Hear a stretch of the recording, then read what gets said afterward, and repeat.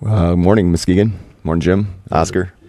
Well, it's good to have you both here. It's good to have all three of us here because we are and continue to be Muskegon County's #1 rated political talk radio show, but we are really about the only outlet that folks who are interested in local and state news can certainly listen on the radio, and if you're so inclined to call in.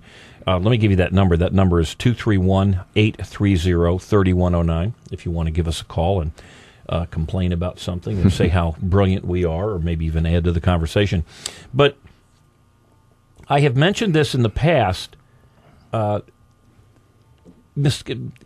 folks who live in Muskegon County, much like the folks who live in just about every county in the state of Michigan, are... we're being inundated with increased costs, be it gasoline or your electric bills or your garbage pickup or just going to the store. We all know food's going through the roof and has for the last couple of years. But our taxes are going up and the fees are going up.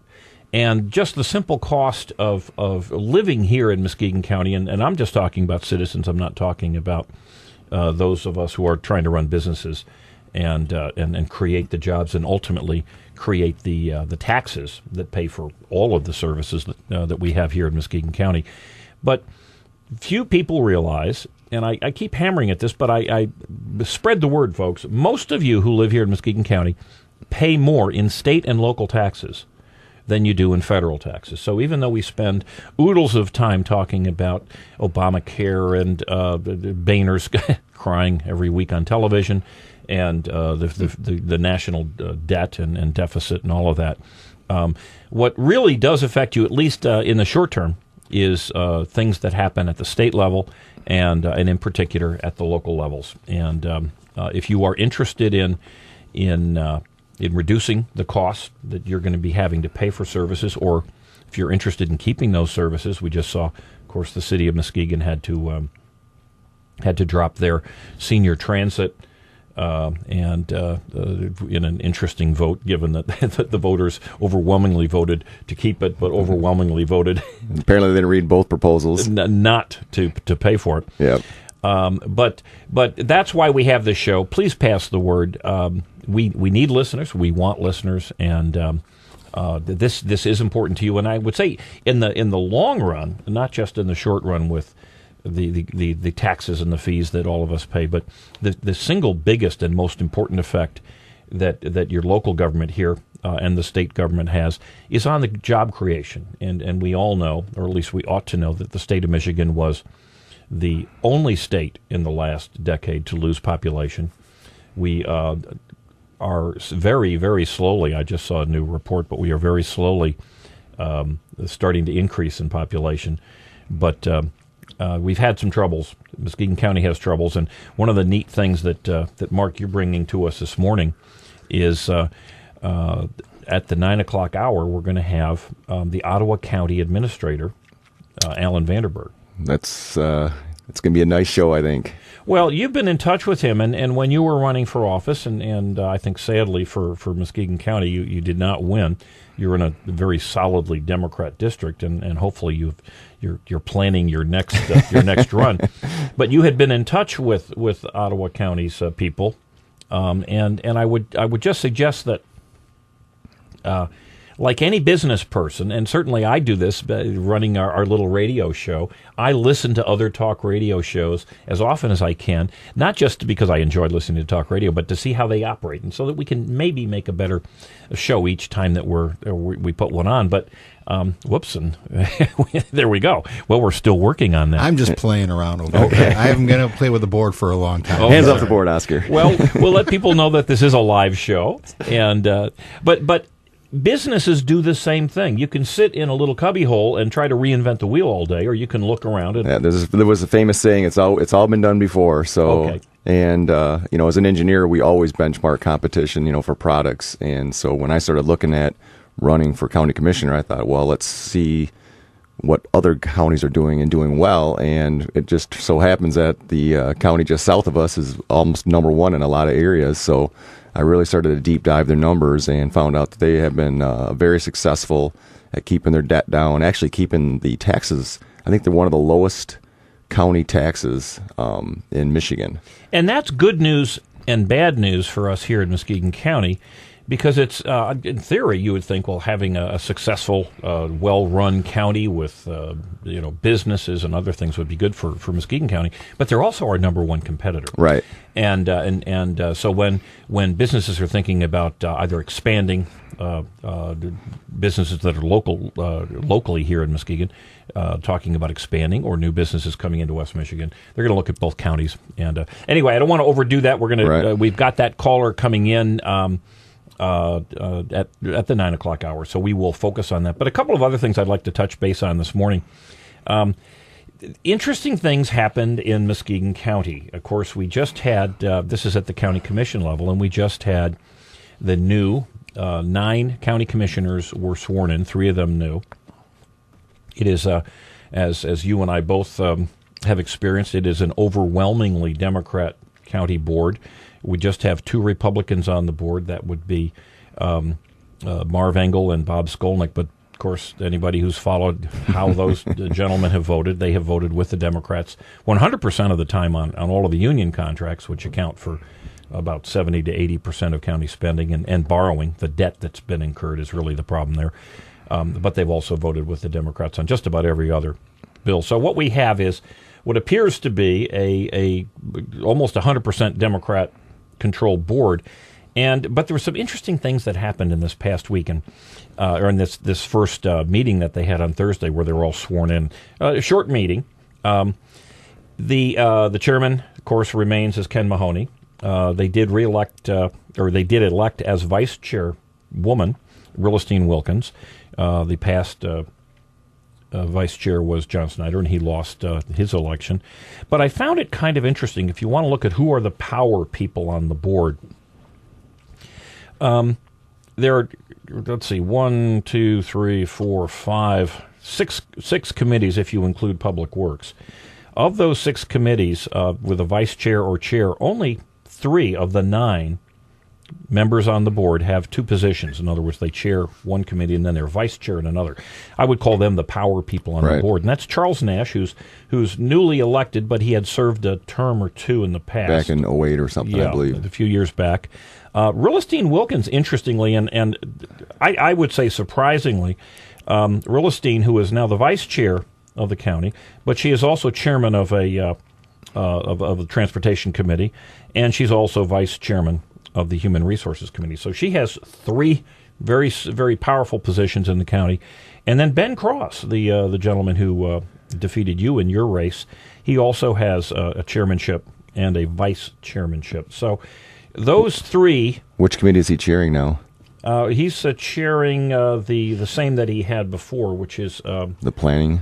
He was vice chair of one. No, as a matter of fact, I'm sorry. It looks like he's the Courts and Public Safety. That was previously chaired by the attorney, John Snyder. John Snyder, okay. So he's now moved to vice chair or to chairman of that particular committee. I'm not sure what kind of experience. And then Skolnick, wasn't he chairing the transportation and the planning? No. Transportation was always Rilistine. Okay. But Bob is going to retain the chairmanship, which he's had for years, which is the Community Development Strategic Planning Committee. Okay. Yep. Which I would argue is the single most important committee there. And sadly, very little has been done with that. Bob, when he's not canceling those meetings, has typically just brought somebody in, a business acquaintance of his, to make a presentation. The presentations have been nice, but if you think about community development and strategic planning, theoretically you could do a lot with those. Oh, for sure. And unfortunately, nothing has been done. You can look at the videos.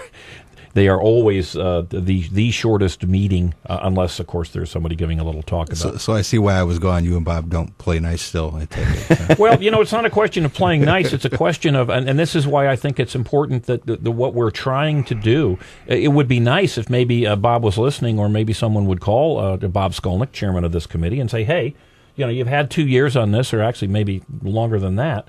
Why don't you think about maybe developing this committee into something that really is looking forward, that is interested in community development, it is interested in strategic planning, and maybe that'll happen. But what was I think most interesting was one of the names that didn't show up as chairman of any of the committees was a Republican, Marv Engel, who has been the longtime chairman of the Public Works Board. It's actually not a committee, it's a board, even though they call it Public Works Committee on this.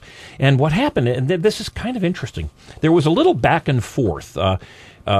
2 years ago, John Snyder, Republican, thought that he had enough votes to be county chairman.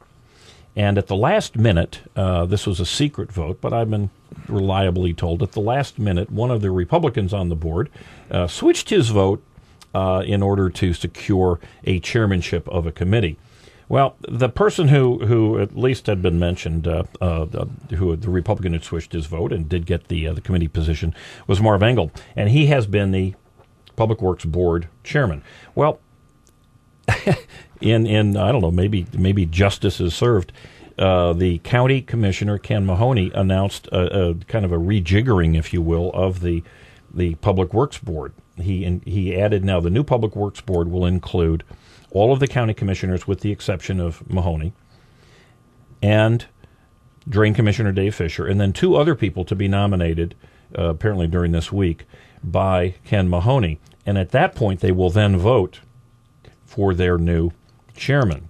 Now, did they change the rules and then vote the rules in to allow this? Or was that not even in the rules? How that happened, I don't know. I would assume that because there was talk about them trying to switch the board around last year. There was a meeting to change this. The public view there was that we're not going to change it. Right. The county wasn't going to change it. But we'll find out soon. Because what happened is, and what is been in the works has been that Dave Fisher, who was the county drain commissioner, who really wants to and takes a view of as an expansive drain commissioner. He's very publicly stated he wants to expand water and sewer out to areas that don't currently have it, which is a wonderful idea, except it isn't free. Right. And many people who have moved into the hinterlands who don't have water and or sewer are there on purpose. They don't want the fees that are involved and things of that sort. So we'll see what happens here. But the Public Works Board is a very, very powerful board, and right now it does not have a chairman. And Marv Engel, Republican Marv Engel, was left off the other list of chairman and vice chairman. So at this point, he has absolutely no position there. So I don't know if there was an oversight or how this happened. Yeah, but so we'll find out shortly how that goes. Looks like we got lots of time here. I want to. One thing I'd like to get into is some quotes that really may have been written or said some time ago, but they really have meaning today.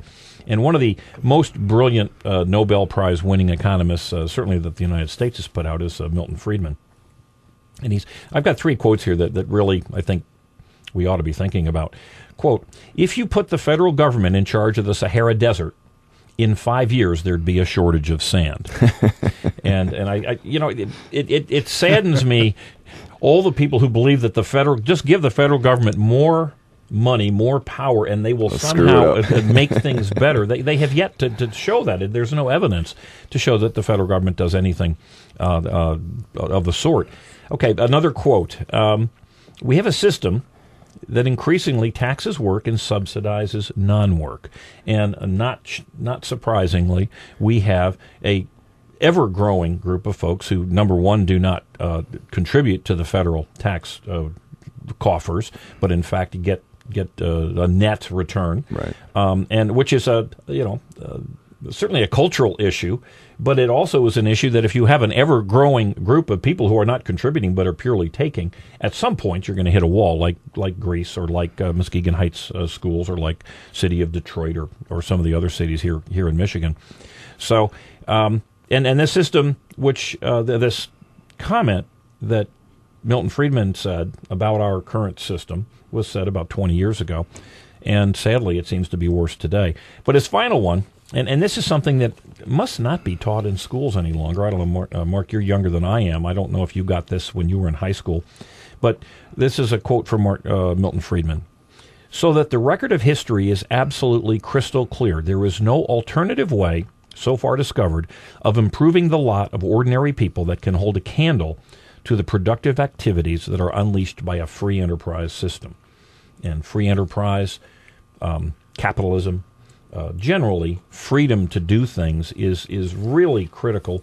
There's not been a better one. Socialism, central planning has all been tried in any number of ways. It's currently being tried maybe in one of its worst examples down in Venezuela, as the dictator in Venezuela is now, I guess, days away from death, and there's apparently significant fear. Isn't capitalism an evil word now, though?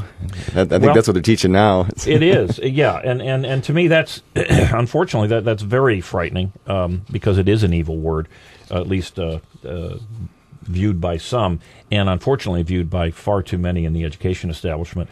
But we're talking about free enterprise and just let companies go do things. One of the reasons that we have the iPads and all of the technological things that we've got is generally technology, notwithstanding Al Gore's total control and creation of the internet. But the government's generally kept out of that. And I find it interesting that on this day in history, way back in 1838, Samuel Morse publicly demonstrated the telegraph for the first time. And think about, it's a little over 200 years, or a little under 200 years. And we've gone from, you can imagine someone who had never even heard of a telegraph could not have fathomed the concept of communicating other than maybe by throwing it on a horse and delivering something by paper. What amazes me is we're going backwards now. Back in the old days, it used to be Morse code, and then we got to talk on the phone. Oh my God, we can actually hear each other talk, and now we're back to texting. So it's kind of like going back to the Morse code where people don't actually want to. It is cold too, as far as the texting. I can understand half the things that are text to me. So yeah. Well, that's a good point. But people don't want to talk on the phone anymore. They want to text. Exactly. So my grandkids come over, and that's what they do. They text. I never talk to them. They just text. I'm sorry. Go ahead. At some point, maybe human beings will evolve into, their larynxes will just wither and die, and we'll all have enormous, very dexterous thumbs. Did you ever see, I got grandkids, so I watched it, but did you ever see the movie Wall-E?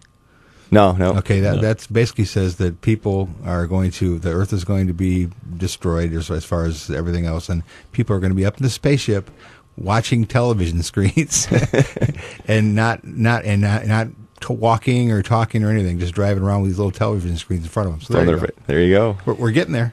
Well, sadly, we are, and that's culture. We're not going to talk too much culture here today, but we want to talk about things that hopefully will, if we can get some citizen involvement here, that will ultimately make our community and our lives better. A couple things that ought to make your life better. I mentioned this, and I think I'll try to mention almost every meeting, but every one of our get-togethers here. Tammy Derwin does a wonderful column called Liberty Review, and it's libertyreview76.blogspot.com, and you can go to Muskegon Pundit also, muskegonpundit.com. I always post her column. She puts one out a week, and it's also in the Norton, is it the Lakeshore Examiner? Used to be the Norton Examiner. And it's got another good one out there. Also, all you Facebook people, Muskegon County Board. Go there, like it. Great information, all sorts of. It's definitely not a right wing or a left wing view. I think more and more people are starting to realize that, at least in Muskegon County, and I would say probably bigger than that, but certainly in Muskegon County, it really ought not to be left versus right. Mm-hmm. It really ought to be the citizens, the taxpayers, the job seekers, the moms and dads against the government, because what we have going on in our local county government. And we're going to talk a little bit about prevailing wage and some of the massive cost increases that this inside deal with well-connected union leaders that excludes other workers is going to cost the county millions of dollars, clearly. And we're going to come back and talk about that and a few other things after this break. But don't forget Muskegon County Board on your Facebook, and you get all sorts of information. No, that's not an official site. That's actually someone someone created it, and publishing all news sorts of folks are contributing to it. So it's a good site, great resource for us. We'll be back right after this break, folks. Don't you love me sometime? So is that a Clear Channel mistake that it started early?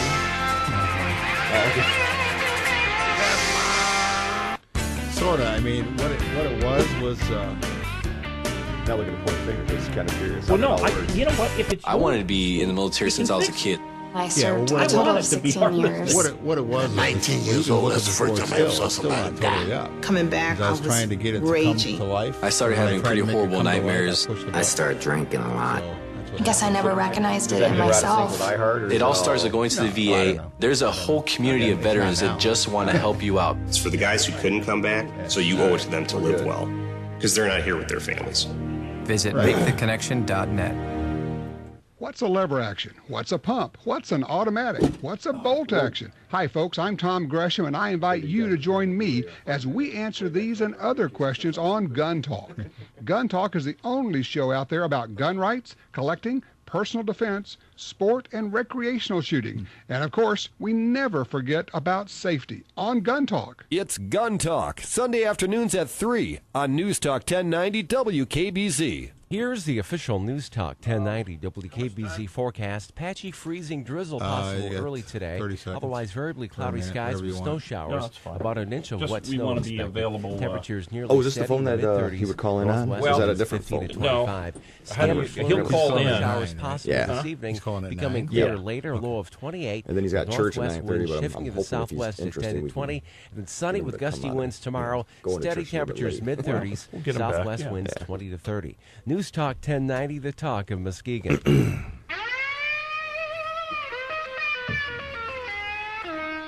Well, you dadgum government, you sorry so-and-sos. You got your damn hands in every pocket of my clothes. Well, and we are back at EyeOnMuskegon. Got Mark Molitor with me. We got the legendary Oscar Osbo back. And we're talking about a variety of things. One of the things that we've got to understand about our local governments, and its cities do the same thing. What's that? That was a nice squeak, but anyway, go ahead. Oh, sorry about that, guys. Yeah, I was moved the mic a little bit so I could, get my dulcet voice tones more perfectly organized.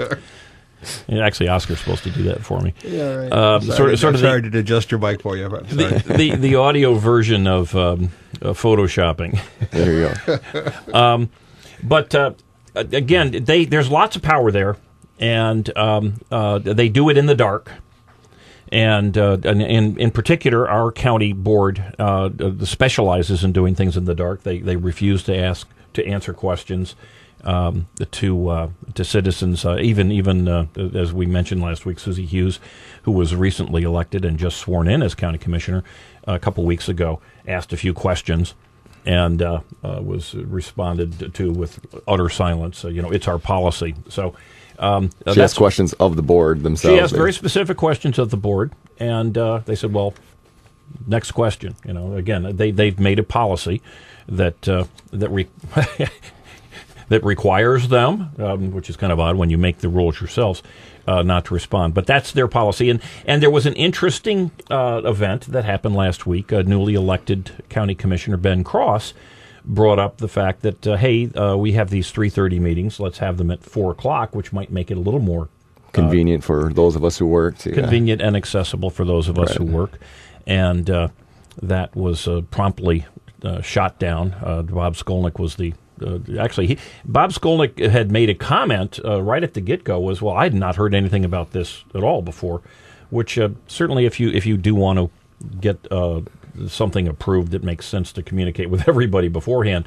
But I certainly got the feeling that the opposition to this, certainly the facial and body language of some of the commissioners was, well, you didn't talk to us first, therefore, therefore we don't really care about the whether it makes sense or not. Yeah, this might be good for citizens. We're going to exercise our power. Because I believe it was brought up years ago that they wanted to change it, and they came up with a lot of excuses about overtime for the sheriff, et cetera. Yeah, and of course they've created rules to keep the citizens from attending the meetings, and they've created rules to keep those citizens who do attend from getting any answers, and they have created rules. Even they have a rule which, again, self-imposed, that when the commissioners make a vote in committee, which is then a couple meetings later would then be approved by the full board, they don't even require the minutes to say who voted for what in committee. So in the event, let's say there's an issue that's important to you. Let's say this prevailing wage were to come up, and your county commissioners were to vote. They have instructed County Clerk Nancy Waters not to list who voted which way. So you don't even have interesting. As a citizen, you don't even have an opportunity to find out online how your voting record is. How your commissioner voted until they vote in full board. At which point it's beyond fixing. Right. Again, that's the way they work here in Muskegon, and that's why this Muskegon County Board is helpful. That's why this show is, I think, helpful. And one thing I do want to mention, it's a week from tomorrow, but on January 14th, the newly invigorated with young, very, I think, exciting new group of people, the Muskegon County Republican Party, will be having their first meeting since they elected a new executive committee. This is the executive committee, by the way, that Republican Bob Skolnick and Pass County Republican chairman had said that he didn't feel was the kind of people that he wanted to associate with, and that he was a Reagan Republican, and I guess the inference being that they were not. And anyway, this group is interested in what's going on in our county. I got the first official email. It was my first email I received from the Republican Party. Yeah, after running for a year. Yeah, exactly. Well, things are changing, and I think very much for the better. But on January 14th, a week from Monday, 6:00 p.m. at Muskegon Community College in room 1202, and you can go to MuskegonPundit.com to get this information too. Also, I think it's a Muskegon GOP is their website. I think it's probably still under construction, though. I imagine. Actually, they did add some things. Okay. But anyway, 6:00 January 14th.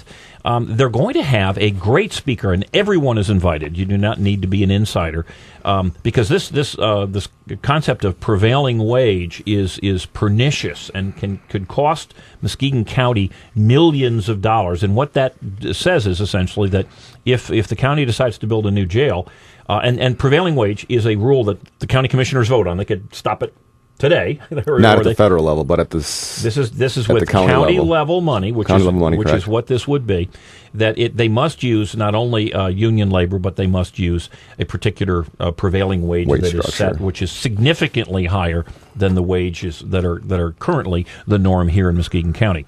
So, in order to keep a group of special interest, wealthy special interests happy, the union bosses and construction folks who are well connected, who contribute to their campaigns. I mean, for Democrats and Republicans alike, I've got to understand that we agree on an awful lot of things. Mm-hmm. I don't think it makes sense for any business to have special relations and in this case have created laws or rules that give them special treatment on the backs of the poor, frankly, right. On the backs of companies locally that don't have that are not union in this town. But anyway, we will have from the Mackinac Center their director of labor policy, a guy named Vincent Vernuccio.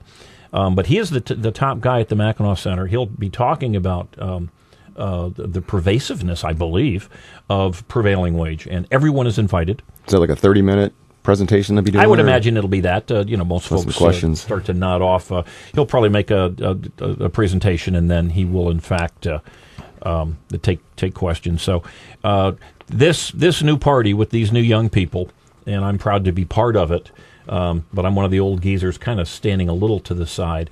But they are energetic, and they are interested. They understand that when folks in my generation, and you're certainly not in my generation, Mark, but you understand this, that when we've spent ourselves broke, the boomers aren't going to pay for it. Right. I'm not going to pay for it. Very few of the people who are sitting on the Muskegon County Board are going to pay for all of this debt and borrowing that's been run up, and not just nationally, but statewide and locally, and they're angry about it, and they want to have an input. And I haven't heard anything from the Democrat Party, and I'm happy to publicize their meetings, and if they've got speakers, and if they're interested in having other folks, certainly love to have them here.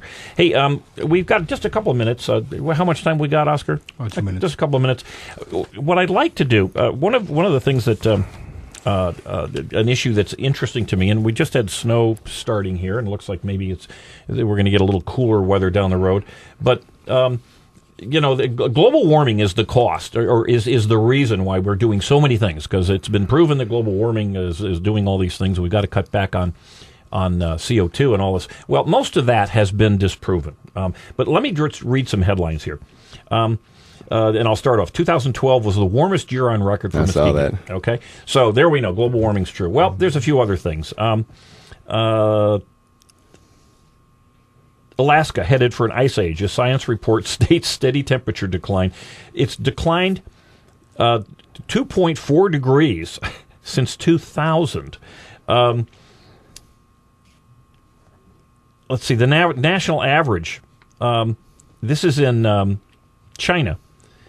Coldest decade in 30 years. National average was down 3.8 degrees. Of course, they have so much pollution they don't see the sun, so maybe that's... Well, but actually, according to the global warming theory, the CO2, in fact, would be making it warmer. Make it warmer, but right. in fact, it is not. A couple of other just highlights here. Eco-friendly light bulbs, which, of course, we're forced to buy because of global warming, may put public health at risk. Mercury. Whoops, the cash for clunkers, again, pushed for this, may actually hurt environment. Oregon lawmakers propose mileage tax on fuel-efficient vehicles. Chevy Volt sales triple. Now, this is interesting. Of course, they tripled from the lowest that you can possibly get. Now they sold 12. But almost all of the sales, or at least more than half of the sales, are in California. But what they did to triple these was they allowed Volt people to travel in the carpool lanes with only one person. So there we go. That's a good incentive, I'll tell you. Yeah, there we go. So, hey, we've got to take a little break here. We will be back. We'll be talking with the Ottawa County Executive right after news and this break. Hopefully the call-in goes well. Well, as Oscar knows,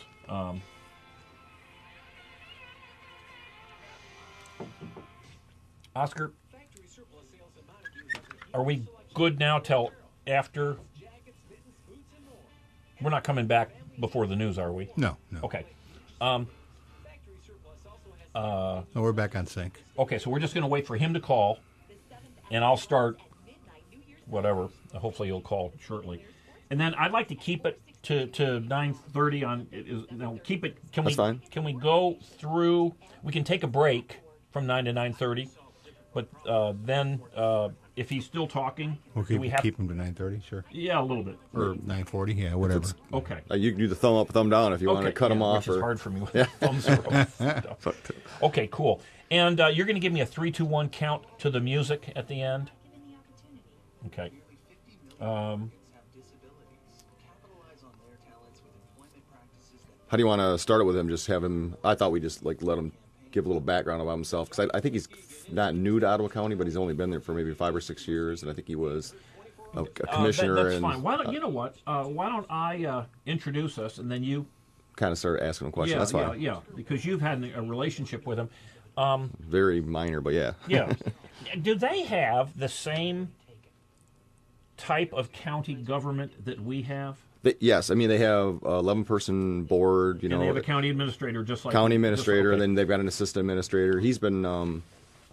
What's interesting is obviously the board member is 11 Republicans, or they've never had anybody hold office in Ottawa County that's been a Democrat. I know. Now for over 100 years, I've read that. Well, now that's, of course... I won't say that, I think, but... Well, I think you can say it, yeah. But what that does, and we don't need to get into it, but what that really does is that it... your Democrats are running as Republicans. Oh, for sure. Just exactly. Yeah, I'm sure there's definitely some of that. Yeah.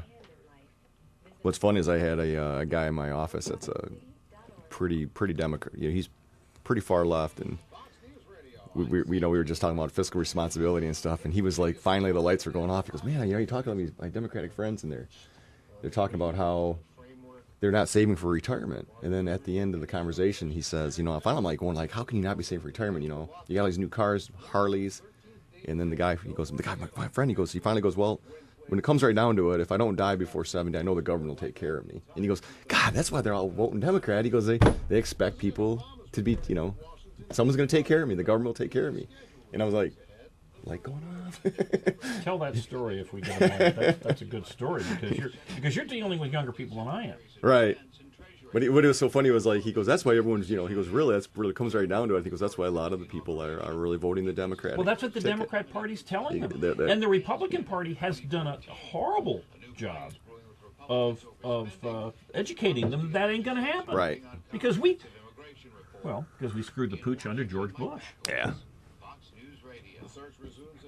Well, it's the old, I was watching that movie with John Travolta where he's campaigning, and it was the talking about how you can't educate people anymore because the news clips don't give you enough time. So then you basically, all you have time for is to shout at each other. They only give you like 2 minutes of time. So yeah, but when they do get an opportunity, they blow it. Yeah. I mean, Boehner spends half his time on TV crying. Right. So I'm glad you said that. Oh God. Hey, how much time again? We're still waiting for a call, and he's a little late. Did you make coffee? Yeah. Are we sure that this phone is everything's good? Yep. Just keep your eyes open. How do you? The light will go on, and it ought to ring. You keep looking. It is 9:04. I'm going to grab a little water. 9:03.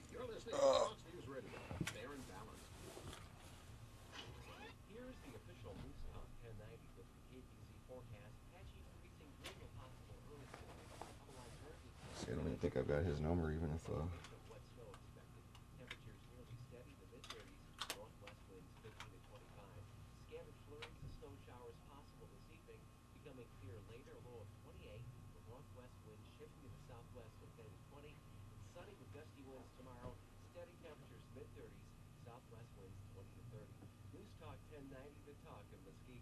In the streets below, traffic had stopped. Pedestrians were lying on sidewalks. I don't know. There was no sign. Making me a little nervous. It was as if the people in New York had simply decided to stop whatever they were Called it yet? and pass out. Nope. Usually I like, and I was going to do it and I didn't on this time. Usually I like to get the number that we call. Oh, I gave him your cell too, just in case. Yeah, and I got nothing on the cell. So, well, if he doesn't show. Ooh.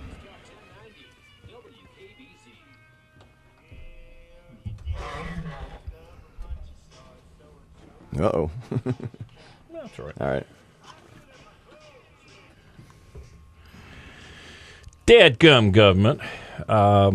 This is EyeOnMuskegon, and we're not anti-government, but we sure wish that government was a little more pro-citizen, pro-taxpayer, pro-resident than they seem to be.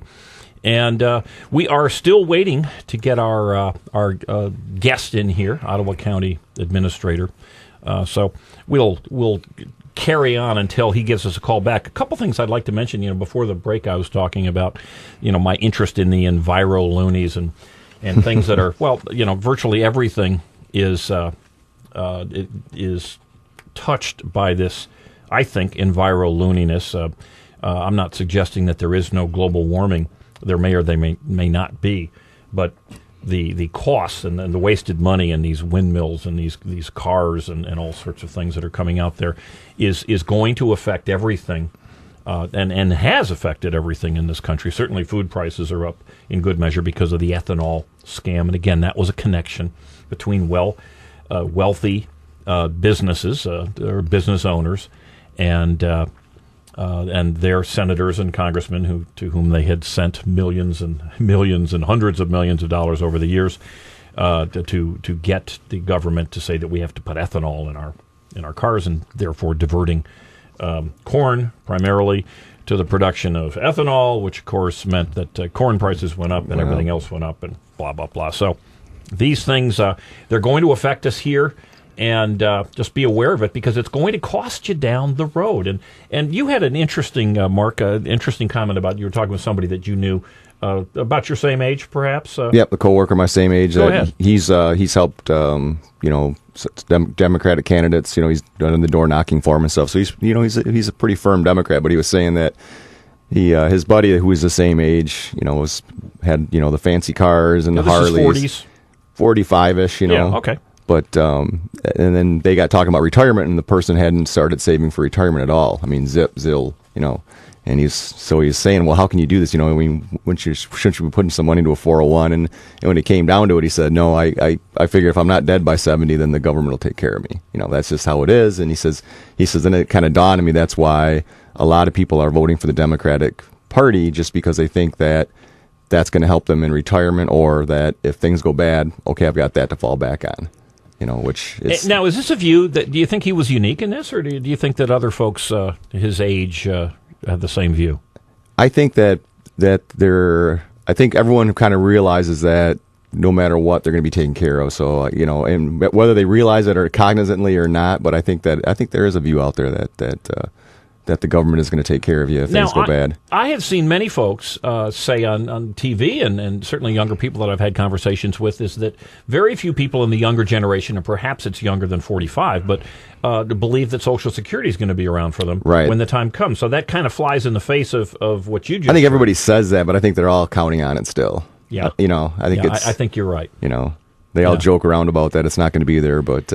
Well, you know, we have an opportunity here to make Muskegon County a competitive county, and but it's going to take the interest of these young people in getting active in the Republican Party, and I'd say in the Democrat Party here in Muskegon County too, because again, if we start to realize that it isn't left versus right, we might have different views on global warming, for instance.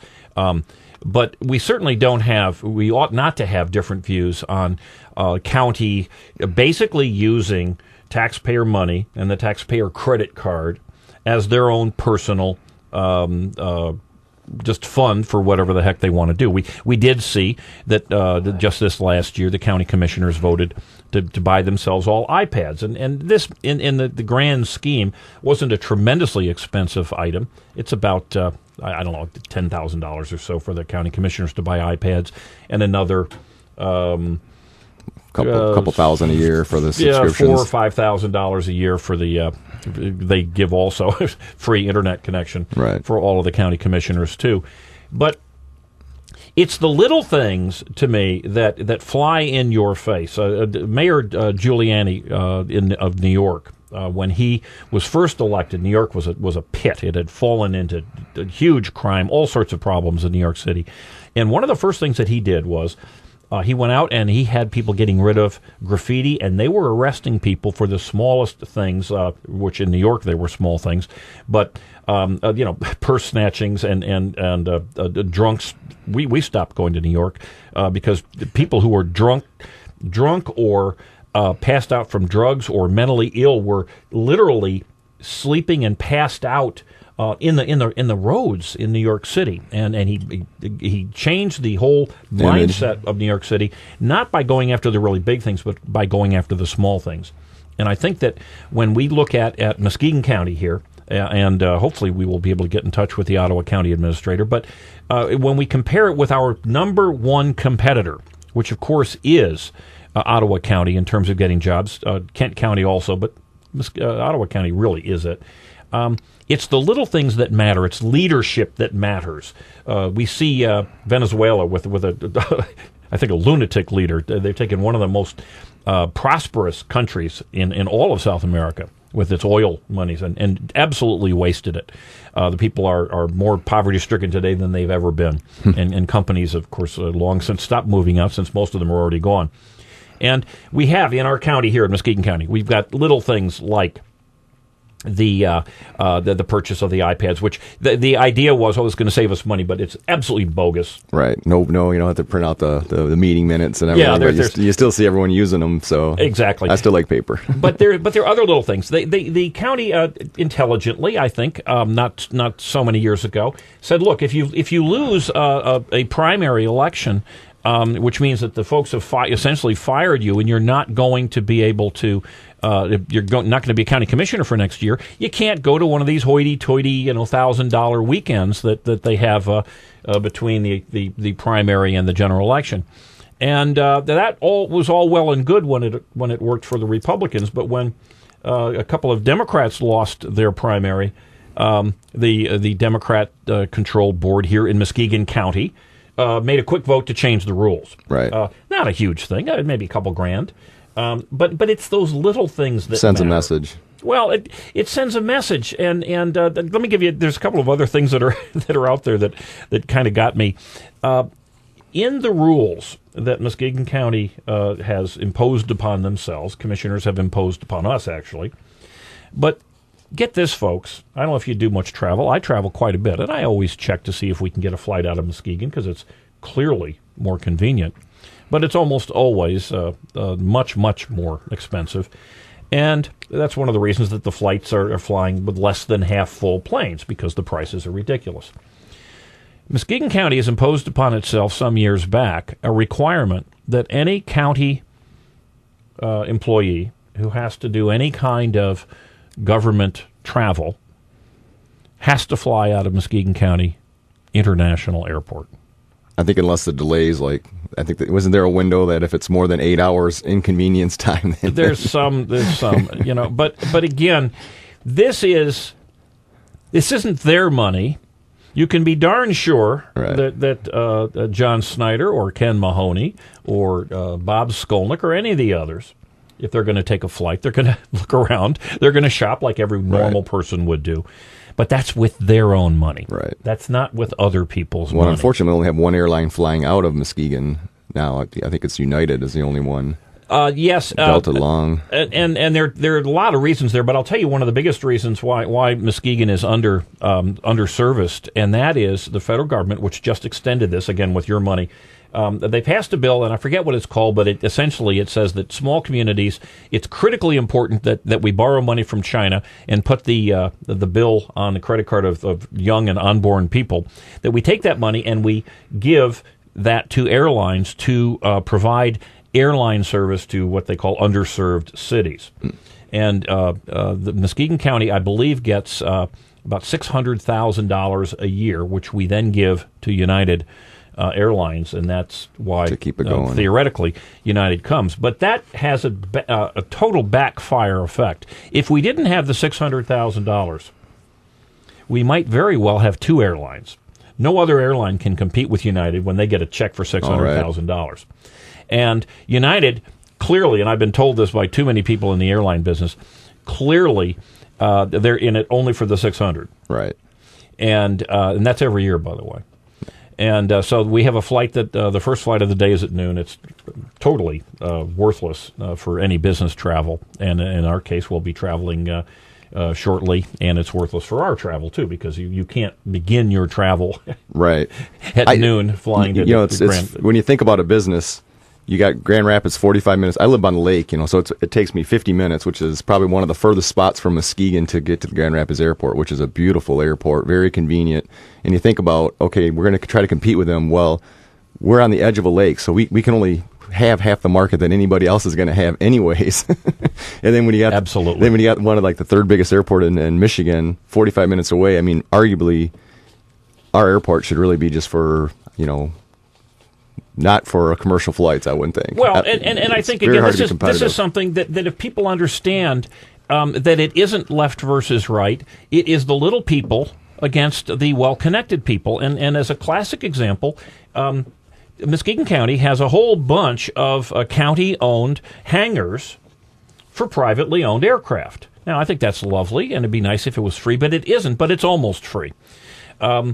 They occasionally, more and more, they're going to the mattresses at Muskegon County Board, but they used to publicly vote on what they were going to be charging for these airplane hangars. Remember, people who own airplanes tend to be a little richer than the average They can usually afford the rent. And to rent an airplane hangar on Muskegon County property is about a little bit less than what it would cost to rent a slip at one of the marinas on Muskegon Lake. Now, remember, the slip that you have on Muskegon Lake is only going to be occupied by 4 or 5 months. Right.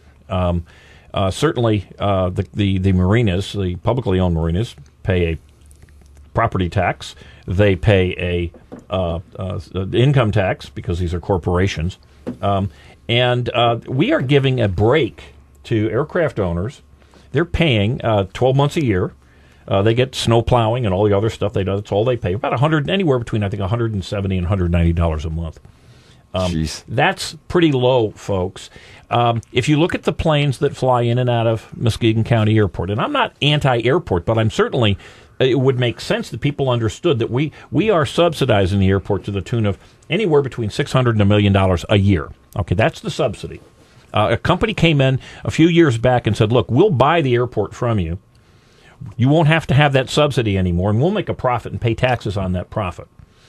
Muskegon County Commissioner said no. Wow.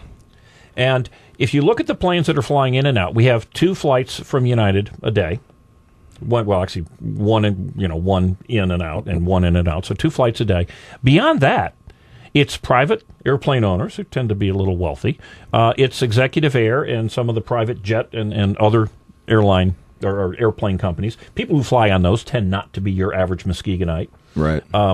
And a little bit of freight that comes in. So you Muskegonites, Republican and Democrat, are paying maybe $1 million a year to subsidize essentially a marina for rich people. Right. It's an airplane marina. Should we really be doing that? The city of Muskegon for years has had an almost empty marina. Of course, unlike the other marinas that it competes with, pays no property tax. Right. Certainly pays no income tax because they generate no income. And I have no idea what the county or what the city of Muskegon's expenses are in maintaining that marina, but it's very likely it is not a break-even issue. Now, I did notice that the city of Muskegon came out and decided that they were going to be reducing their rates. To fill it up, to get competitive. Yep. And I think they did a little bit of that last year because it seemed to be a little more full. But I do know the Great Lakes Marina was full, and most of the other marinas on the lake were full. So do you Republicans, do you Democrats, do you people in the Occupy group and the Tea Party groups, are you understanding now that politically well-connected special interests are getting a deal on your back? It isn't, the Microsoft out in California. It isn't the rich people who live up in where the Kennedys live up in Massachusetts. It's the local companies. It's the local airplane owners. It's the local marina owners, perhaps, or boat owners in Muskegon County. But it's those people on the inside. Look at all these buildings that have gone up in downtown Muskegon that, for the most part, are empty. Right. Look at all the cutaways that Muskegon's put throughout the county, paid for by county money for the most part, or certainly government money of some sort.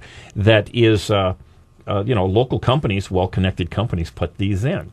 The airport, I've heard that there's a company next door to it, though, that it would not be there if we didn't have the airport. Is that... Well, I don't think anybody is suggesting that we shut the airport down. Right.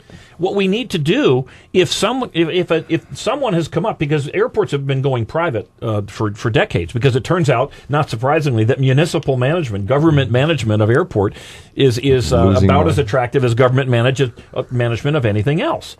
And the simple facts are that what's going on in Muskegon County is that we have an airport that has one almost worthless airline flying into it. Right. As you say, we're very nearby another airport that really has very good connections, and interestingly is one of the most expensive major airports in the country.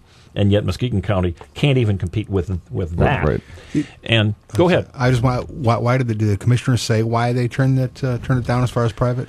Well, no, this happened before I got deeply into following the county, but my understanding is that there are sweetheart deals being given, as we just talked about, to airplane owners, to people who are renting land on the airport property, that folks who are well-connected to county commissioners and other powerful people within the county. The important voters. The important people, yes, yeah. and you're not one of them, Oscar. I'm certainly not one of them. I imagine some of it's always just fear of change. Well, we've owned this airport for so long. Boy, if we sell it, that's a it's a final decision. We can never buy it back. It's probably it's just like Brookhaven. That was probably during the air show too. They probably figured they would be able to do the air show. Right. Who knows? I don't know. Well, you look at Brookhaven; they had that almost sold, and they changed their mind at the last minute because I just can't believe they wouldn't sell it. But anyway. Yeah. Well, again, there's no super simple answer. Right. It's not like there's a smoking gun that shows that these folks have done awful things or what have you. But there's very little out of the box thinking there, and now we find ourselves in this situation where we're going to need a $30 million, or well, actually $35 million jail is the first quote that I've heard, and this thing could go as high as $60 million or even more, because we know that anytime that a government, certainly Muskegon County government, has done the same thing, anytime they've said, oh, this is going to save you money, or this is only going to cost this, it's usually a fraction of what it ultimately costs down the road. But we are in a situation where we are broke, where we don't have the money to pay for this, according to our elected leaders, critically necessary jail. And yet we don't have a problem losing $1 million here for the airport, a couple $1 million in bonuses to county employees in the last year, and on and on and on. So where is the jail now? They went back to the drawing board because of locations, I believe. There's a little bit of that going back and forth. Kind of gotten quiet on that. Yeah, actually, I was fearful, and I'm glad it didn't happen. I was fearful that they were going to take a vote. I think they probably would have tried, but with the I think the city shot them down on the there's taking over Pine Street. Let's come back and talk about that, because I think it's a very interesting point. So after this break, we'll be back.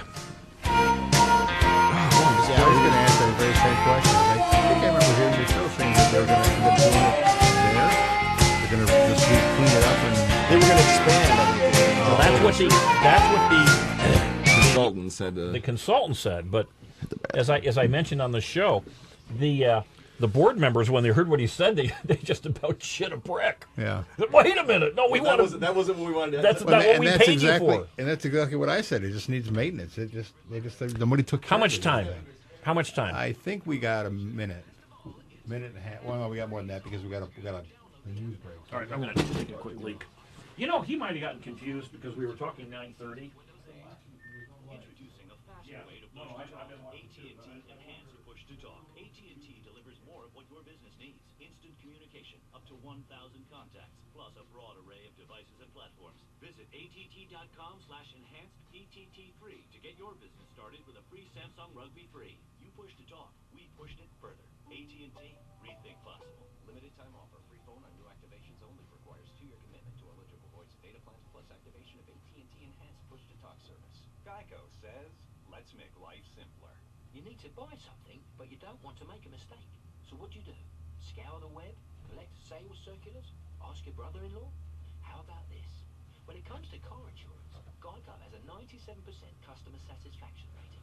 I repeat, 97%. So make it simple. Just ask a friend who has Geico, then click or call. You could make it 98%. Geico. 15 minutes could save you 15% or more on car insurance. News Talk 1090 is the talk of Muskegon.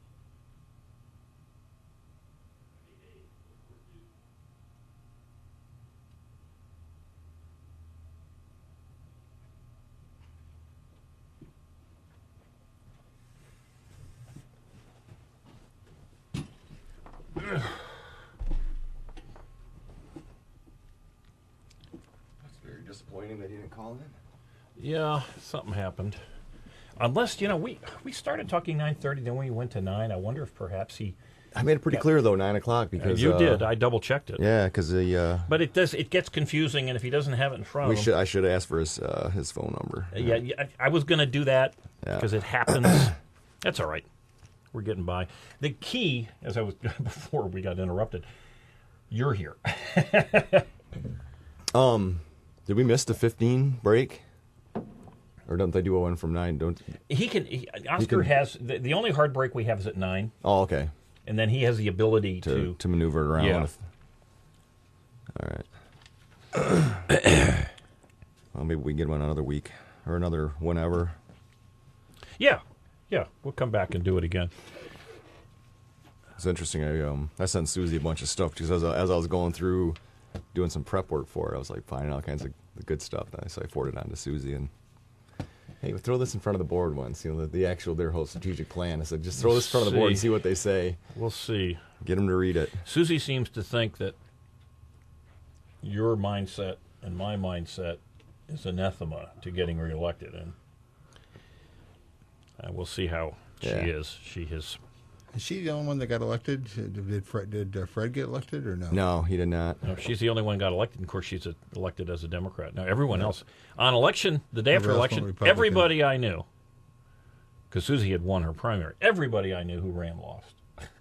Except for Annette Smedley. Well, and I wasn't... As a bipartisan. I wasn't a supporter of Annette. No, I got a big noise. I know. Yeah, I was very surprised that she won. Crazy. We're just going to... I guess we're going on, because this is... I don't know why this is not working. Maybe it's because he's so... Because it didn't do automatic.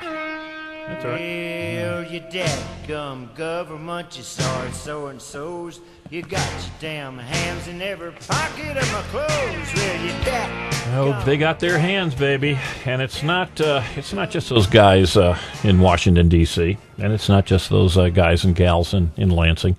They want their hands in our pockets, every pocket of your clothes, right here in Muskegon County, too. And we were... I forget what we were talking about just before the break. Jail. We had talked about this before, but when the jail initially, when their how many nth consultant finally made their presentation, it was pretty clear that the county commissioners were kind of shocked when he suggested that what we need to do is essentially rebuild the jail, essentially on the same location, but there was some. In the building of the jail itself, they would have to take some portion of Pine Street and block it off. And I believe, was it Larry Spataro? Yep, Spataro came and spoke in front of them against that and the using, I think it was what school they wanted to use. Again, sticking this juvenile transition center, moving it from the Whitehall area. Whitehall Township area into a neighborhood in the city of Muskegon. And actually, I thought Larry did a very eloquent job on both those points. So that did stop for a moment anyway, the tsunami of pressure to get the new jail built. And, of course, there's some discussions about how it's going to be financed. They did have a presentation. Now, one of the things that some of this is going to be repetitious, and I apologize for those who've heard this before, but when Muskegon County Board of Commissioners had a presentation made to them, a public presentation made to them, which in theory was, of course, it's a public meeting, in theory to educate the public, but in practicality it was not. They had their financial advisors there. These are the folks who were going to be issuing the bonds that would pay for this jail. And they gave a kind of a Pollyanna-ish presentation of how wonderful things were in Muskegon County, carefully avoiding some questions and getting around to others. But a very important question that I asked, because no one else did, and which was, there are a variety of ways to issue municipal bonds to build the jail. One would be if the bonds are issued by a voter-supported millage. In other words, voters have said, hey, we believe in the jail. You've convinced us it's a good idea. We're going to vote on it. Passes. We agree to pay more in taxes. Or if they just issue the bonds using their own borrowing power. Will it cost us more to do that? Well, that's a very critical question, I believe. And again, now this is, to me, something that tells you that something's seriously wrong in Muskegon County, and that's one of the reasons that compared to Ottawa County, we are a mess. They refused to even answer it. Now, they had their paid. I pay the bill, in part anyway, for these financial folks who knew the answer. They would have been happy to stand up and explain it. I doubt a single county commissioner knew the answer to that question. Certainly none would have asked the question. Right. And so that question remains unanswered. Well, I can answer it. It's less expensive when you have a voter-supported initiative to issue a municipal bond. But there's another issue here, and we touched on it just a little bit beforehand, and that is this prevailing wage issue. The Mackinac Center has gotten involved in it. And, of course, the local Republican Party will have a speaker on it a week from Monday. But another person at the Mackinac Center has done some research, a gentleman, Jack Spencer, who's been on our show many times. Jack was the hero who really pushed the change in law that forced unionization of home health care workers and home daycare providers, and that course was ultimately overturned in a vote here. But Jack was the guy leading the charge, constantly digging in, getting information. And now is that officially dead? Or it's officially dead because of the vote. It was a constitutional amendment that was. But that was their last attempt, I guess. Well, again, until these union thugs, and I would say certainly in this instance, I think good people can disagree on right to work, but this situation for the forced unionization, $32 million that was diverted out of the pockets of out of the households of people who really were at the bottom of the food chain here in Michigan. Right. It's a disgusting situation. But anyway, Jack Spencer at the Mackinac Center had done some good research, put a very, very good article about Muskegon's conundrum here in looking at building a new jail with this self-imposed requirement to have prevailing wage on this purchase. Now, as a matter of practice, it really isn't an issue, the fact that Muskegon County for years has had this prevailing wage requirement, because it is a requirement on federal money and state money, and that's really where most of the money that Muskegon County spends comes from. We don't generate an awful lot of money that isn't pooped out the door and other things. But this issue, where we're talking about building a $35 to $60 million jail, that will be local money. That's money that, if we didn't have this self-imposed law, could very well save us in the neighborhood of $2 to $5 to who knows how many millions of dollars. But it's clearly and unequivocally going to be in the millions of dollars. Now, here's a quote. This is Bonnie Hammersley had been interviewed by the Mackinac Center, and this is what was put in the article. I'm assuming it's an accurate quote. This is from Bonnie Hammersley, who is the Muskegon County Administrator. My understanding is that if we don't have federal dollars in it, we don't need to use prevailing wage, Hammersley said. We won't use it unless we have to, because it's an administrative burden. It adds to the cost. So clearly, the county administrator is aware of this. And aware that it adds cost, but not aware that she actually has to because it's in the rules. Well, and she says we won't use it unless we have to. And of course, that's couching the phrase where, we have to, but that's because we voted to make it have to. Heath Kaplan, now this is really kind of stunning, and this gives you an idea of the type of doublespeak that we get sadly from some of the leaders in Muskegon County. Heath Kaplan, who is the finance director, said the county's prevailing wage ordinance would apply to the jail project. And then he was asked if the ordinance would add $2 million or more to the project. Quote, "That seems somewhat high to me," Kaplan said. However, he said he wasn't certain of a better estimate. So either he is telling us that he's never given it a thought, hasn't got a clue, or in fact he just didn't want to answer. Unfortunately, until you get quotes from non-prevailing and prevailing, you will never know. And you can assume. Well, but wouldn't somebody at that position have a responsibility on an issue like this to have looked at it before? They've been talking about a new jail now for 10 years. That's true. Should not the finance director have had that information prepared in advance? This is what it would cost with prevailing wage. This is what it would have cost without prevailing wage. Same thing in the way that the bond's being issued. But here we have the number one person on the finance department saying he wasn't certain of a better estimate. In other words, didn't have a clue, he was in some way dissembling. I think that's wrong. And again, Muskegon County, and unfortunately we didn't get our call in from the Ottawa County executive or administrator, and we will have that person, unless they call shortly. We'll have them on another show. But our number one competitor for businesses, for homeowners, for employees is Ottawa County. They do not have prevailing wage. As a matter of fact, very, very few counties in the state of Michigan have prevailing wage. I was going to ask the Ottawa County administrator, do they have the generic service credit? I suspect they do not. I know that certainly Oakland County, which is an extraordinarily well-managed county, does not have generic service credit. That one still makes me mad that he was, good for him, able to buy that much of his pension. You mean Tony Tagg? Tony Tagg, the $16,000 a year for the rest of his life. I would mortgage my house if I could get a deal like that. Well, it's even worse than that, though, Mark. Yeah. It's not just $16,000 a year for the rest of his life, and he's only 55, but it goes up at a minimum of 4.5% per year. The cost of that is significant. we were told totally not true that this would not cost Muskegon County any money at all. The biggest argument I would have, if it's such a good idea, why don't they allow it for the new employees? Actually, my understanding is, I was looking at the Muskegon County policies, and my understanding is that it's allowed for any employee. But the only if you're in a pension and a new employee is not in the pension anymore. Well, that may be. Yeah, so new employees get a 401. So if it's no cost, if you look at the people who've used it, it's almost always the top people, the insiders. And I don't have any problem with anybody taking advantage of something that is legally available to them. But I do have a very serious problem when you have a question. In this case, this is about a month or so ago.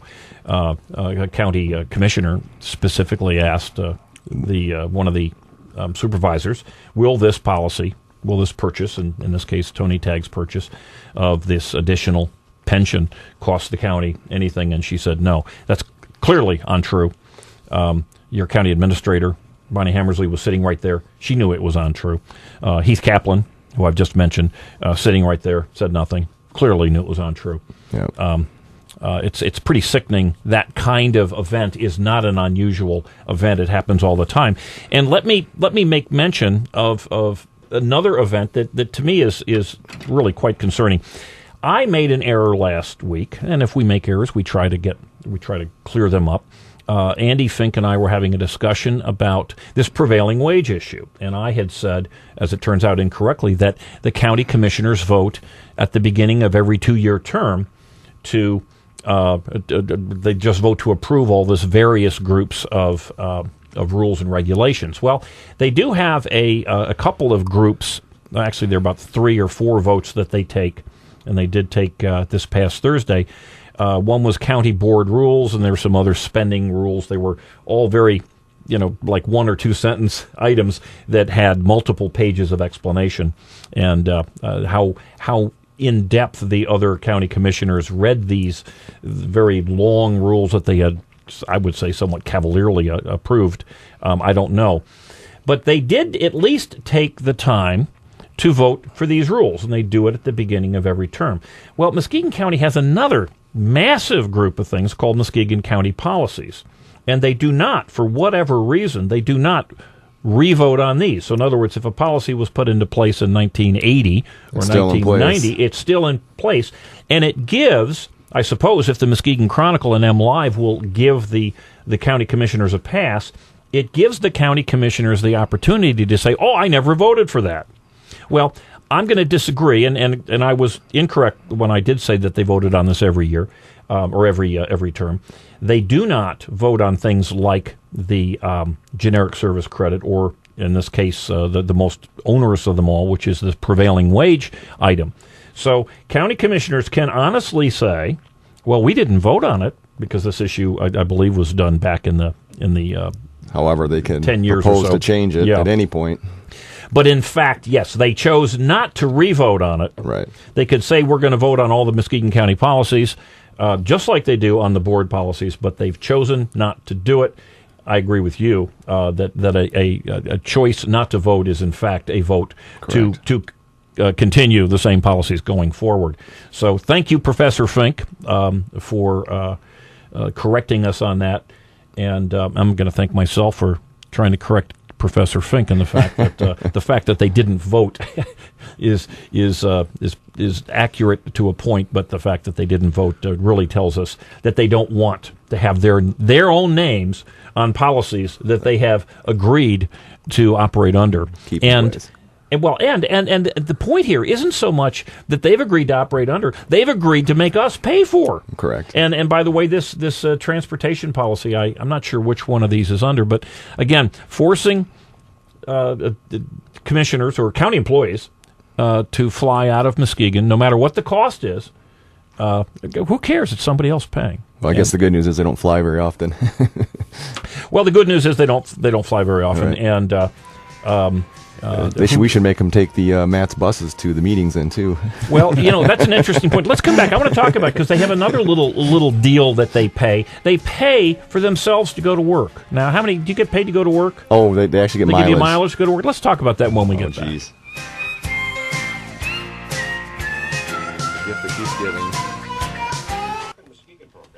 They get mileage? You know, Alan said that when he goes to a couple of committees that he did get mileage because he was asked at lunch at one time. He said he didn't realize it, and they said, well, why aren't you filling in your mileage reimbursement slips? And he's like, my what? Well, again, it goes back to the Giuliani thing. It's the little stuff. If they're cheating you on the little stuff, you can be sure it sets a culture. That there's a culture, exactly. That let's come back. I want to talk about that little thing. The thing about that whole thing is usually you get spoiled, you get used to it, and you don't want to cut things out that even though you know it would be a good thing to cut out, you're spoiled already. Yeah. Well, if you support everything, sure. Yeah. And this is the same, you know. I went through the same thing at GVU when I was over there, and they were, PBS had to cut back on this, cut back on that, and we're thinking, damn you people, but I had the best life I ever had was when we were at GVU, Came back to Muskegon's like, I want to go back to GVU. I want to go back there. Well, because, we've got to pay property tax here. We've got to pay income tax if they make any income. The public, the best thing they can do is show that they're broke, and then they just get more money from the feds and the state and everybody else. I mean, it's such an upside-down world, and it would be one thing if, in fact, they were providing a real service. I've just read the worst college major you can get in terms of who you are and money paid is communications, which is one of the most popular ones. There are no jobs in communications. Right. It's worth the jobs.com came out with a deal. Don't have this as your major. No. There's so many. Right. And guys, 20 seconds. People say what's that? 20 seconds. Oh.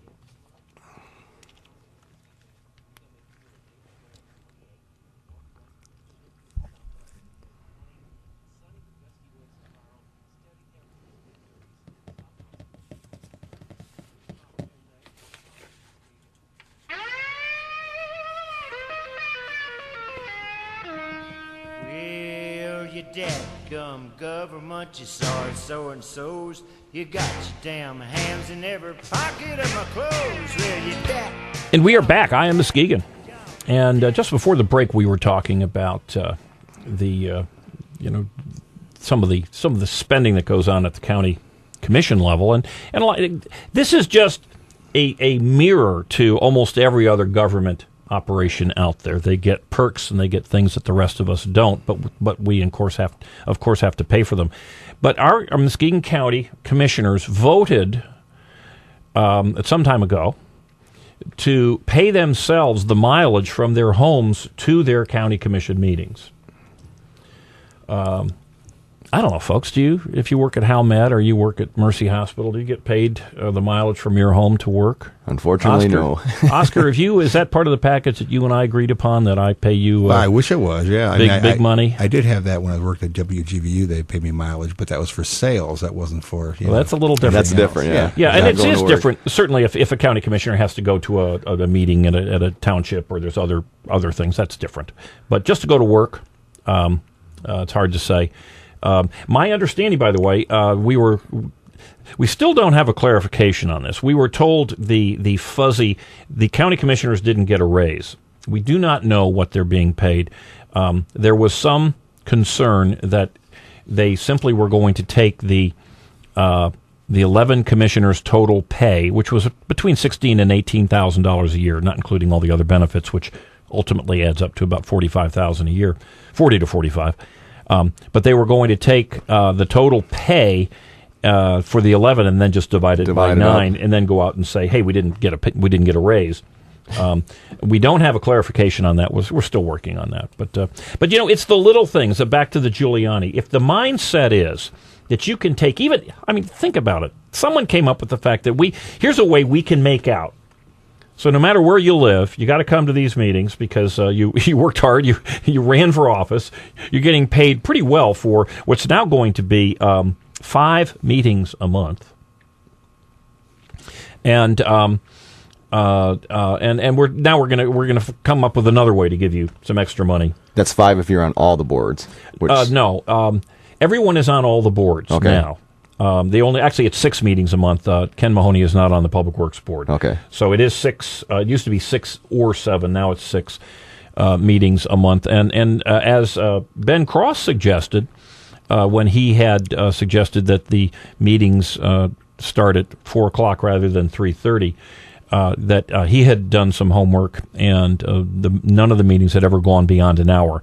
That turns out that's clearly not true. Occasionally they do go beyond an hour, but very rarely. The average meeting is probably in the neighborhood of about 15 minutes, 10 to 15 Well, they minutes. double up some of them, so it ends up being a half an hour for the two.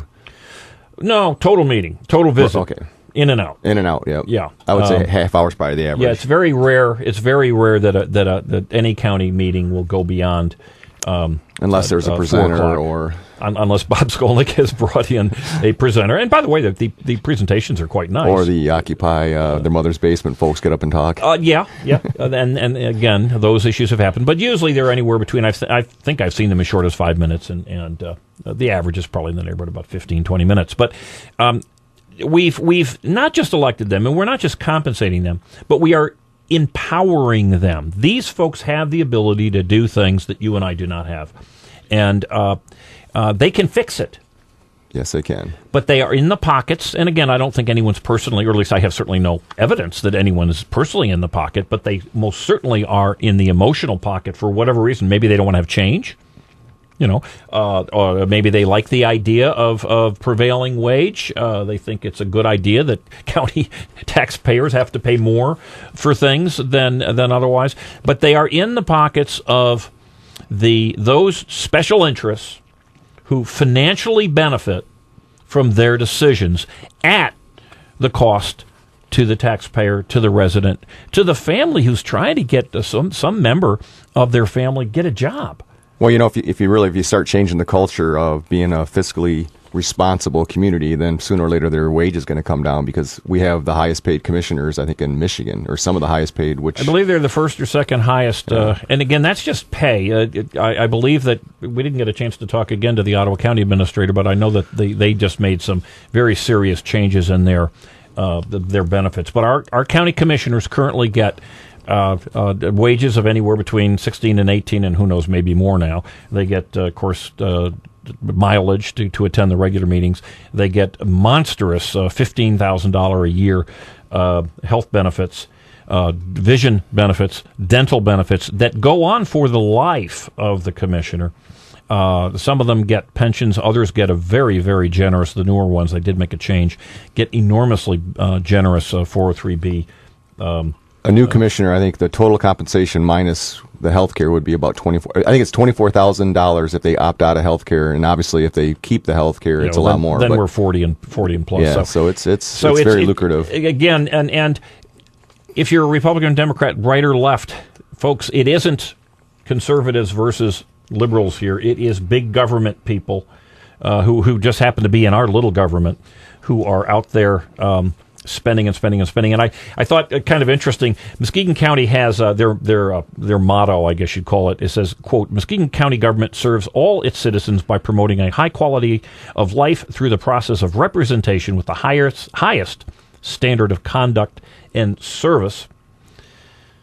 Okay, I wish we had a little drum roll on that one. But their vision statement, to provide the citizens of Muskegon County the highest quality of life by promoting economic development, culture and diversity, health, public safety and education, preservation of natural resources. Now, interestingly, that's a nice little run there, but interestingly, they don't mention communication to constituents, to the public. They don't mention accountability to the public. They don't mention fiscal responsibility. They just want to go do all these wonderful things. Well, ironically, the fiscal responsibility, that was when they actually brought up and revamped the mission statement, one of the commissioners, I can't remember who it was, but actually lobbied to put that in there, and Mahoney shot him down and said, no, we don't need to. It goes without, you don't need to state that, because that it really, by saying we're going to do it effectively or something, that it's in there. And he actually, in the Chronicle, was quoted at not wanting that put in there, being fiscally responsible. Yeah. And I got to tell you, it's frightening. Simple things like letting people know what your voting record is offensive to them. Well, the only reason it's offensive to them is because they would be embarrassed if people really knew what was going on. Hey, enough bashing of our county commissioners, but folks, they need to be bashed. We got new ones. Hopefully, we'll have some changes. Go to MuskegonPundit.com, and we've got I think it's titled "Call Them; They Work for You." It's got the list of all of the new county commissioners, and I believe Bonnie Hammersley, and their home phone numbers, which has all been publicly put together. But give them a call. Let them know who you are, or they're going to just. Guys, if the only people whispering in their ears are the special interests who've got the greed and the power to get special things that you have to pay for, then that's how they're going to respond. But a couple of other things I wanted to talk about, just Michigan events here. Get this: nearly half of Kalamazoo area public school students are participating in a subsidized lunch program. Now, I don't know about you, but I didn't. It doesn't seem to me that Kalamazoo. They had that promise, the promise scholarships, and I didn't realize that they were in the Muskegon County, Wayne County, Genesee County position. But when you've got half of the students that qualify for free lunch. I don't know. Is that a good way to grow up? Your mom says, "Hey, I'm not going to get up and make you lunch." Or I'm not going to give you whatever the pitiful amount would be to buy a school lunch. It can't be very expensive, but you get a free lunch because we succeeded in. Wasn't the Heights doing free breakfast too until they? Some of them were doing free breakfast in the summer. I know there was breakfast, and in some places in the state of Michigan, they're doing free dinners. Listen to this. Despite the population gain, this is Michigan still losing more residents in moves to other states than any other state on a percentage basis. California, of course, is committing absolute financial suicide as its businesses and companies are moving out like crazy. And the only thing actually that keeps California from having a net decline in population is illegal immigration, which is now counted, by the way, in our national census. So I don't know if that's going to work out well for them. Hey, in the how did that work out for you? Government category, Detroit News reported that. A structure had been demolished by the state's Land Bank Fast Track Authority. We have a land bank here in Muskegon County. Yes, we do. But this is cool. Land Bank Fast Track Authority. 12 Detroit homes were accidentally demolished. Oh, accident! Oh no! Yeah, by this Land Bank Fast Track Authority, who hired demolition people to come in. And interestingly, is that many of these had been recently purchased by local investors to fix up and rebuild in the city of Detroit. Cha-ching! They just got their gold mine now. So these are the people, folks, who are going to be handling your health care. Yeah. These are the folks who you are empowering every minute of every day to guarantee that while you're out spending all your money on Harleys and things in your 40s, that they'll make the wise decision so that when time comes for you to retire, that you'll have plenty of Social Security and medical and so do they get the addresses wrong, or do they just fast track the properties that they shouldn't have? And well, the only response in the Detroit News was the city and state officials said mistakes like these are rare. They didn't. I'm not even sure they know why it happened. Can you imagine coming home and your house being just gone? The sky is falling. Well, okay, and in how's that working out for you, government again?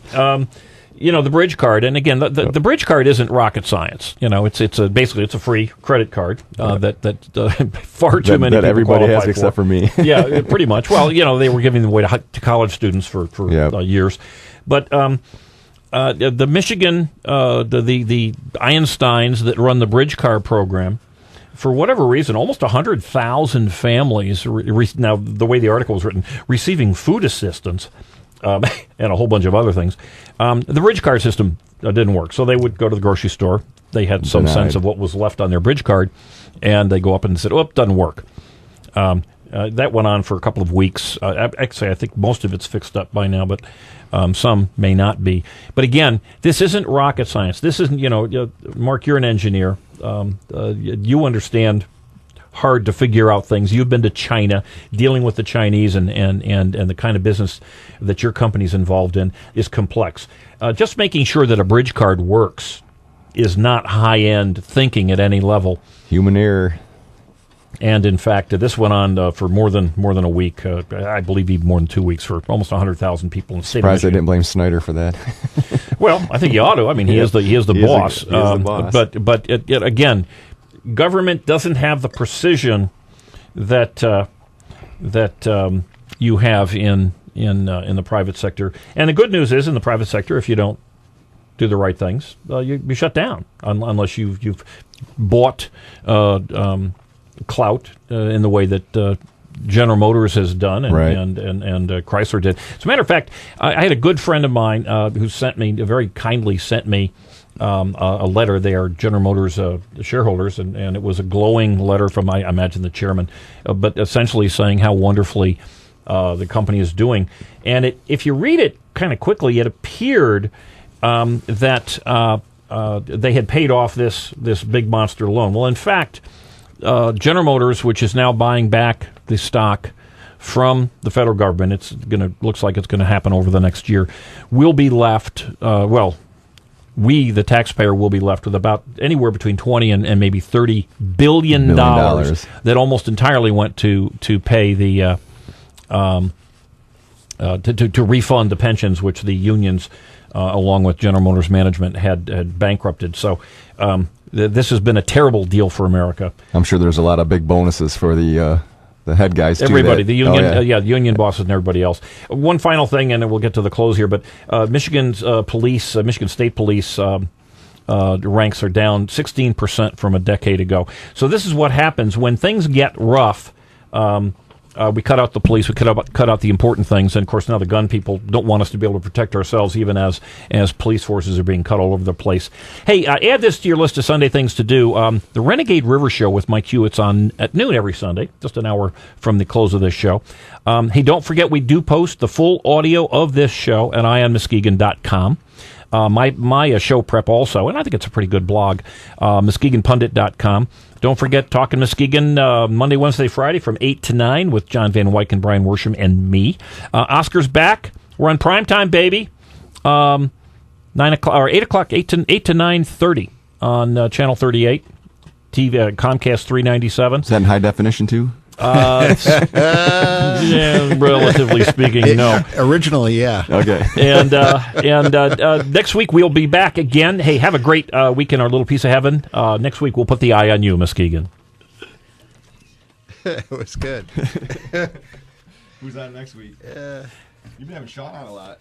He seems to do a good. Sean Mullally. Do a good job. Yeah, actually, I'm on the Citizen Review something of the Chronicle. And, yep. And you got on that, huh? Yeah, well, I asked the first time. They said, we don't want your ass. But apparently they're having a hard time getting people, so they allowed me to be on. But I spent a little time with Paula last week, and we were talking about how I wanted to get more liberals on, and she gave me some ideas of. She said, why not David Kolb and some of the others? I'd like